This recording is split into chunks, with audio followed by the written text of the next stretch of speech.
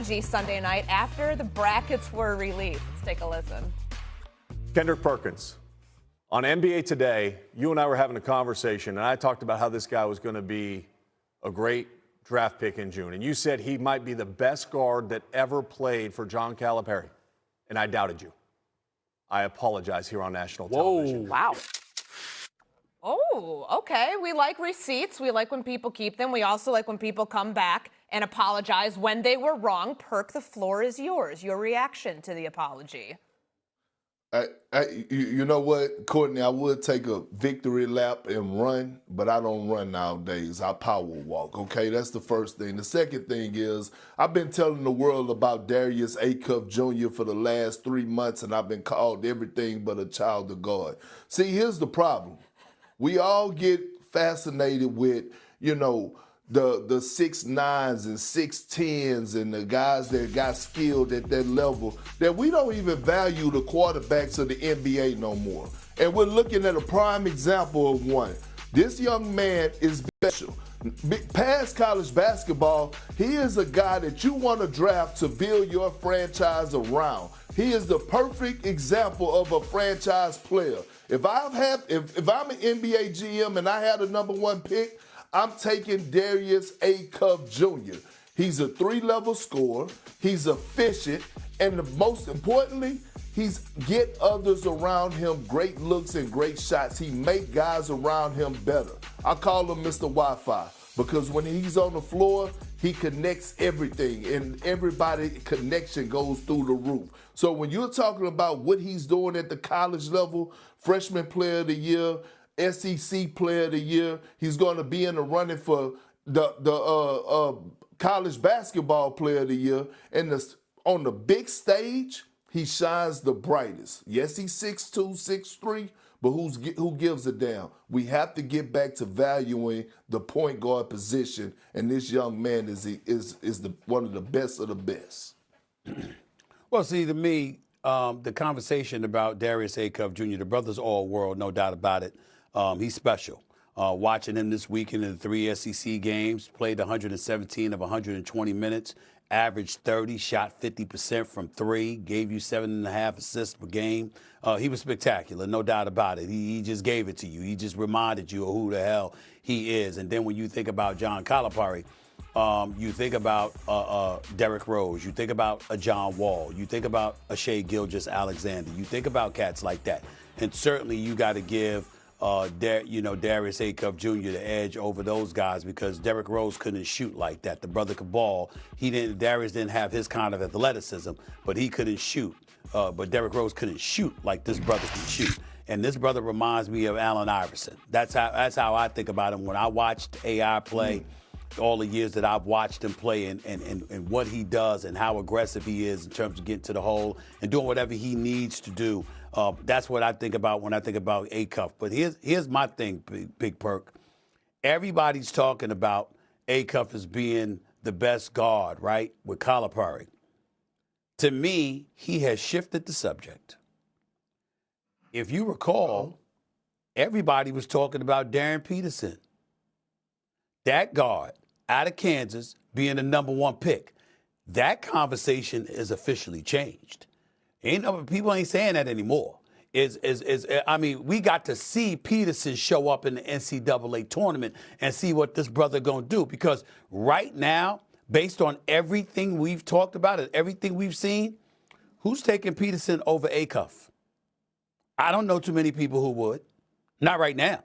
And so that's how I'm looking at it. As you look at Darius Acuff right now, the biggest storyline involving him is that it's no longer just a one and done conversation about Darren Peterson being that dude that could end up going number 1 overall or that dude that is the best guard in the nation. It is now Darius Acuff Jr. that everybody is talking about. That, to me, is the storyline that we all need to pay attention to, particularly with this NCAA tournament set to begin in the next day or so. Well, you bring up a great point about Darren Peterson. I was down at the Big 12 tournament over the weekend. I watched that Kansas game on Friday. He disappeared in the second half. He was there early on. He was creating, and when they took him out of the game, Kansas got taken out of the game. I want to ask you about A.J. DeBonsta, Stephen A., because I watched, to use your phrase here, I watched that cat ball the other night. He dropped 26 points on Houston. And there's the height discrepancy that Perk was bringing up earlier. He's 6'9". He's a tall player. Maybe that helps his ceiling in the NBA. But let's focus on the NCAA tournament. Would you rather have Darius Acuff Jr. or A.J. DeBonsta leading your team starting Thursday? Well, those are two separate questions, Courtney. If you're talking to me about the number one pick in the draft, I'm going with DeBonsta. Yep. I've said that, and Perk knows, he might disagree with me, but Perk knows I've been consistent on that front. I've said that for weeks. You don't teach 6'9". His athleticism, 6'9", ball handling skills, improved his jump shot, can get to the hole, can finish at the basket, and you don't teach his height, his length, and what he brings to the table. But for the purposes of the specific question involving the NCAA tournament, guard play rules the day. Guard play is what propels you to new heights in the NCAA tournament. And that's where you go with Acuff Jr. When you got a point guard that's electrifying, that's putting up 30, you understand? You want to ride that wave during the NCAA tournament because for some reason that seems to be the kryptonite to opposing teams. Having a guard with the ball in his hands constantly that you've got to go up against, as opposed to somebody 6'8", 6'9", that's playing off the ball like DeBonsta does. That's the difference. And so for the NCAA tournament question, it would be Acuff Jr. But I'm telling you, for me personally, if I'm going number one in the NBA draft, I'm going with DeBonsta. You know what? It's a glorious Tuesday. I love when I persuade my big little bro on my side because he's that elite, man. And you're right, Stephen A. When you talk about the NCAA tournament, guard play is real. Guard play rules the world when it comes down to being able to get buckets, but again, make guys around you better. And I just want to tap back into that Darius Peterson point, right? And the comparison for us, him and Darius Acuff, because they're both, Darius Peterson, excuse me, because they both play in the backcourt. See, when you get drafted, skills is one thing, but they have these meetings where you go in and talk with GMs and you go in and talk with these scouts because they also want to test your mentality. They want to know what type of leader you are. They want to know what type of dog you are. And by the way, let me throw this out there to the world. Do y'all know Darius Acuff Jr. is not even 100% healthy? He don't even practice. When he's not playing, he has a walking boot on.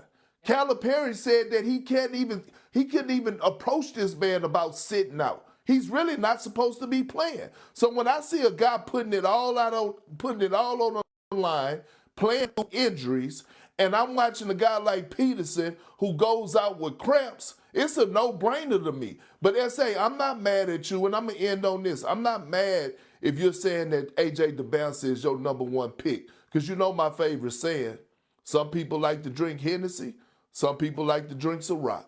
At the end of the day, they both get you drunk. It's still gonna get you drunk. And here's the thing, Courtney. Listen. When we talk about 20-point scorers, right? We talk about freshman 20-point per game scorers to lead their teams to Final Fours in NCAA history. Carmelo Anthony with Syracuse in 2003. Kenny Anderson with Lethal Weapon 3 with Georgia Tech in 1990. Mark Aguirre with DePaul in 1979.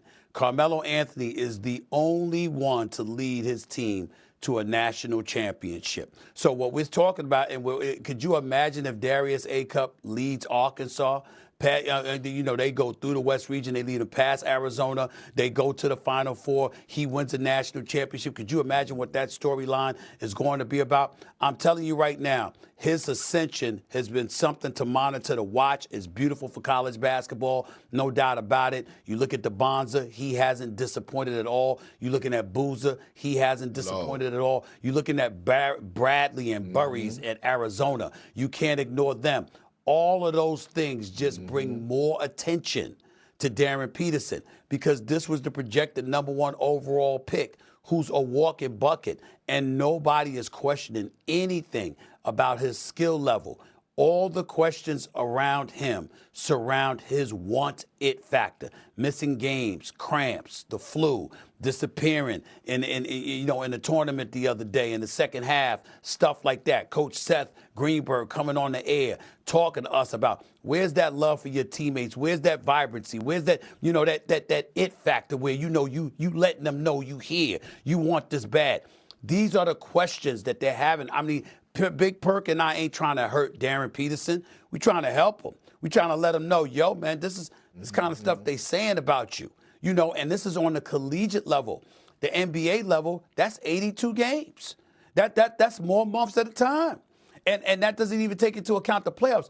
I can't spend a number 1, number 2, number 3 overall pick on a cat that I'm going to question whether or not he's going to really, really want to be there. I can't have that question mark.